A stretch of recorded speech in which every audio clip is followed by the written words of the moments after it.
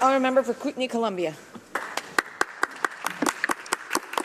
Thank you, Madam Speaker. I am pleased to rise today to speak in favour of Motion 154 to study how we can better protect and recover the St. Lawrence Estuary beluga and North Atlantic right whales on our east coast and the southern resident killer whales on our west coast. It might seem strange that somebody whose riding is now comprised of mostly mountains, the Rockies, the Selkirks and the Purcell Mountains, to be up speaking on whales, but I have a special affinity for whales. While I was taking my Bachelor of Science degree in ecology from University of Manitoba, I worked my summers as a park naturalist out at Pacific Rim National Park Reserve. And whales were absolutely an important part of our lives, an important part of the visitor experience and the ecology of the west coast of Vancouver Island. Grey whales in particular, grey whales spend their winters off the coast of Baja California and their summers off the coast of Alaska, but there was a group of about 6 to 8 grey whales that spent their summers off of Long Beach. So we got the opportunity to spend a little time with them for the first time really, and to study what they were doing there. So, we donned scuba gear, we went down in the bottom of the bay at Long Beach to see what they were feeding on. Took photographs of them to start identifying these grey whales. So it's a very exciting part of visitor experience. And of course, whenever killer whales would show up on the west coast, the excitement would just ripple right through all of the people who live there and also the people who were visiting there. So it's really important to have a special affinity for whales, and absolutely we need to do better for whales. So some interesting facts. Did you know that whales are in fact born tail first? Or that whales sleep with one brain hemisphere at a time to allow them to still come up for air while they sleep? Or that the accumulated wax in a whale's ear can be used to tell its age and any toxins it may have encountered? Well, there is still so much we do not know about whales. Anyone knowledgeable on the creature will tell you that they are incredibly intelligent. It has been demonstrated that whales are very innovative in their hunting methods, often hunting collectively.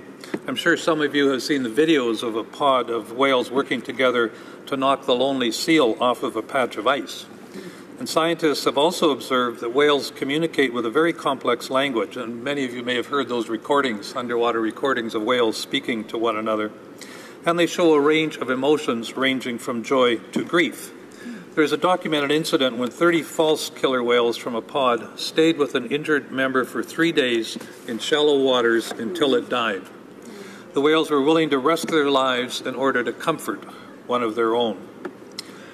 Despite the whale's many fascinations, humanity's carelessness has allowed multiple species to become endangered. For example, the noise pollution caused by oil and gas developments and tanker traffic can damage whales' hearing and communication. This can prevent their use of breeding and feeding grounds and disturb their migratory path.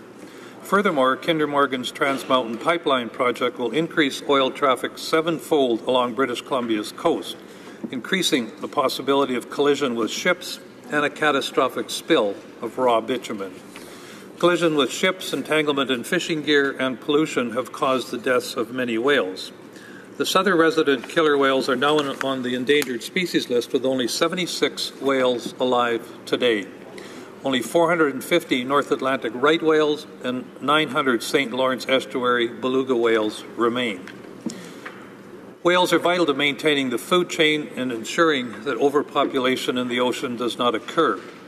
A news release from Fisheries and Oceans Canada on August 8, 2017 stated, "Whales are critical to our marine ecosystems. As they are a key part of our marine food web, the health of these marine mammal populations is a key indicator of the health of our coastal waters. It is important that we work to preserve our delicate ecosystems, and this is on land as well as on water. Without that protection, animals and plants are easily susceptible to endangerment and even extinction." This kind of complex system is in jeopardy in my riding of Kootenay Columbia, where the population of mountain caribou are in extreme danger due to human activity. Forest fires, old-growth timber harvesting, motorized recreation, and predators all impact caribou. Without caribou, the whole ecosystem in my part of the world will be impacted and the quality of our wilderness sadly diminished. If we do not work to protect the whales, the same thing can occur. If the ecological importance and intelligence of whales are not enough to earn your commitment, then perhaps the economic importance will do so. According to an article in the online magazine Seeker, the whale watching industry generated $2 billion in revenue in 2009, attracting 13 million ecotourists. The whale watching industry also helped boost the local economy on Digby Neck and the islands.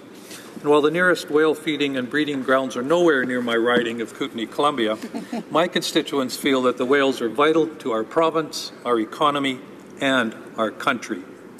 Turning a blind eye to the tragic deaths of the St. Lawrence Estuary beluga, southern resident killer whales, and North Atlantic right whales would be a tremendous mistake.